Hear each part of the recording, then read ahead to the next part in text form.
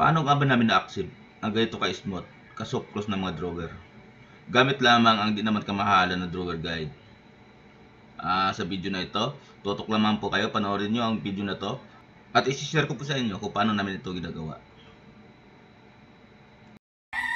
Isang mapagpalang araw sa ating lahat at magandang bahay mga ka-GP. Sa araw na ito ay gagawa tayo ng drawer, cabinet drawer. Dito tayo magpo-focus. I-highlight natin yung drawer para mas talagang maintindihan ng mga ating manonood kung paano gagawa ng isang drawer. I-share ko lang sa inyo yung pinaka-basic na diskarte sa paggawa ng drawer. Marami pamaraan sa paggawa ng drawer.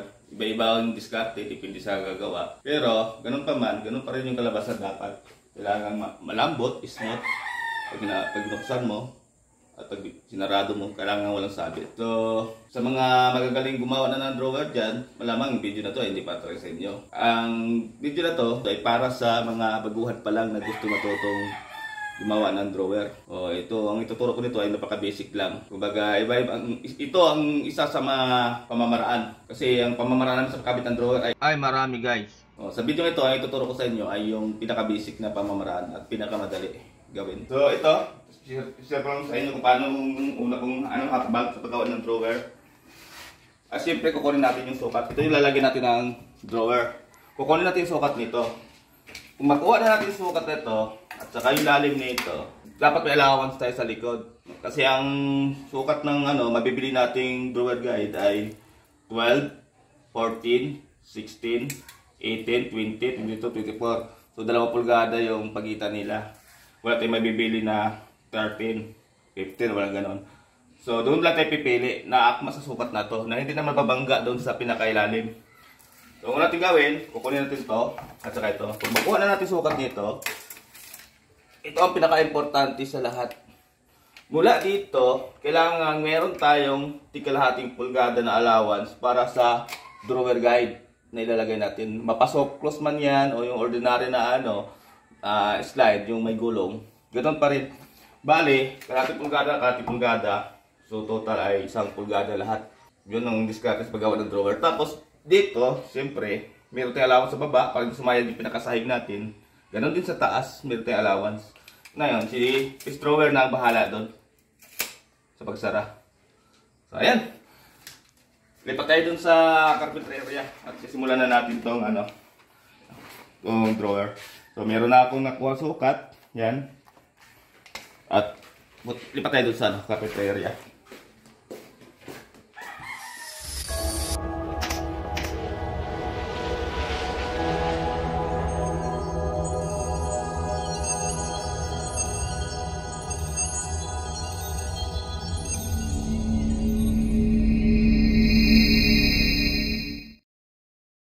So, andito na po tayo sa carpentry area. Ito ang palang gagamitin nating tools. Meron tayo nito. At saka ito. Pero kung wala naman kayong ganito, rechargeable, tawag namin dito, o cordless drill, kahit barina, wala kayo. Pwede na yung screwdriver, yung mano-mano. Dito na yun. Ito naman, kung wala kayo nito, kahit martilyo, pato na lang gamit. Tapos, meron tayo lang ito. At saka ito, ibonso. Ayan. Para mas mabilis. Pero ulitin ko, kung talagang, halimbawa, bahay nyo lang naman yung ginagawa, para lang naman sa bahay nyo, at hindi naman kayo contractor ng cabinet, hindi na kailangan na bibili mo ng mga tools, siyempre. Kasi baka mas mahal pa tuloy yung mga tools kaysa kukuha kayo ng cabinet maker. So, meron din tayong katam. Pero itong katam naman, pag ako kasi gagawa ng drawer, hindi ako ito magamit eh. Kasi dapat pag-cutting tama-tama. Pag-tugtong, insakto na. Pako, insakto na. Para wala nang labis, wala pa rin katamin to. Hindi na masyado kailangan to. Tama naman yung sukat mo, pagka-cutting, wala na. Tapos, siyempre, wala yung drawer guide. Kasi ito yung, dito kakapit yung natin, pinaka-drawer. At saka, bago ko nga palang kalimutan, siyempre metro. At saka, lapis na napatalas. Bakit matalas? Kasi ang lapis pag medyo burol na, mga 1 milli o 2 milli na rin yung kapal doon eh. So kung 2 mm at 2 mm sa kabila, maging 4 mm na yun. Sapat na yan para maaari titigas yung drawer nyo. Sisikip. So, pag masikip, siyempre titigas yung pagsara at pagbukas ng drawer. So napaka-importante na yung lapis nyo ay matulis. Kasi bawat guhit doon mahalaga. Kasi drawer nga yung ginagawa natin, kunting diferensya, maaaring sisikip. Pag sobrang luwag naman, aalog-alog siya. So dapat tamang-tama lang talaga yung allowance niya. Kung tamang-tama lang pagpasok ng drawer, hindi siya sumasabit at hindi rin naaalog-alog. Okay? So, okay. Start na tayo.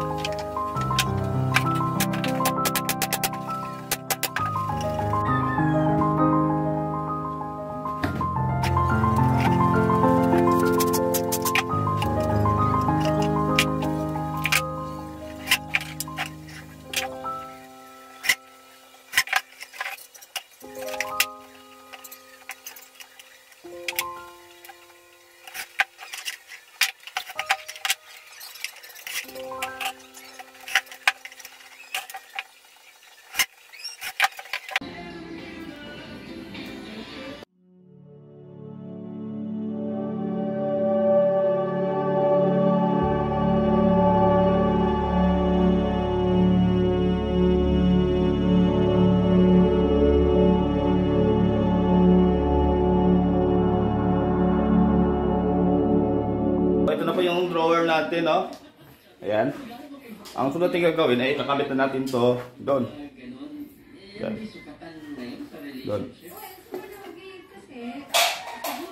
Ngayon, ang gagawin natin para makakabit natin to, paghiwalayin natin to, ito, at saka ito.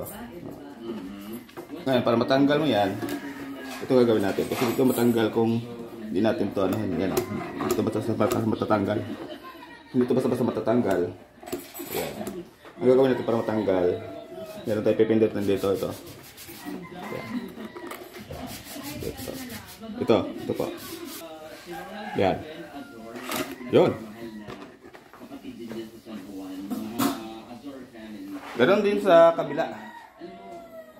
Ayan. Ayan. Kasi hindi siya basta matatanggal. Ayan, hindi siya matatanggal. Pindutin lang natin to. Iangat natin gano'n, taas natin.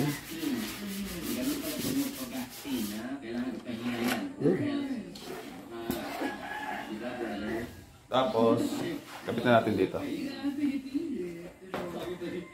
Pumasok na salitang pag-ibig na hindi pala tayo kontento sa nililigawan natin at maghahanap pa tayo.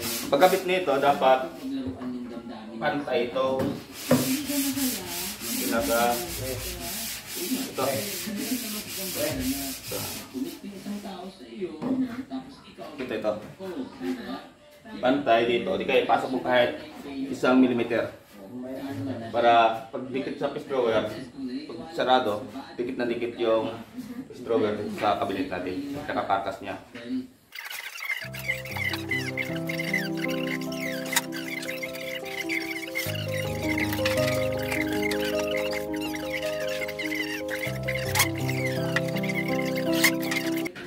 mo natin.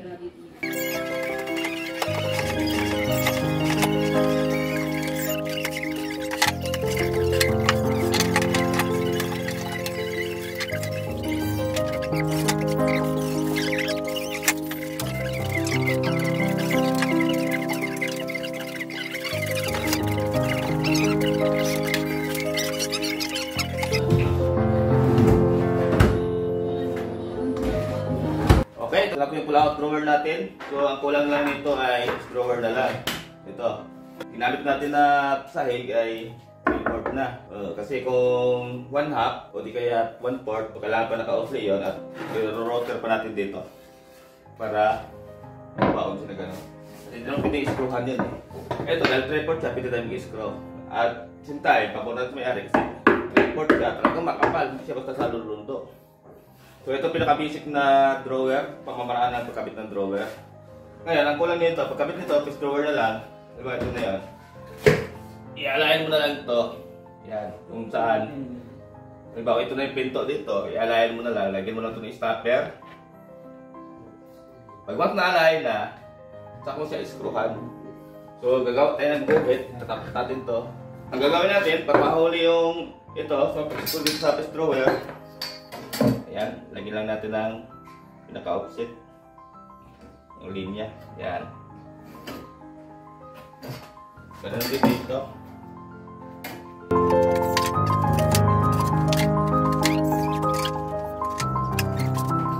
Ayan, may guhit na siya. So, pag ilagay natin ito, tatapat lang natin sa guhit na ito.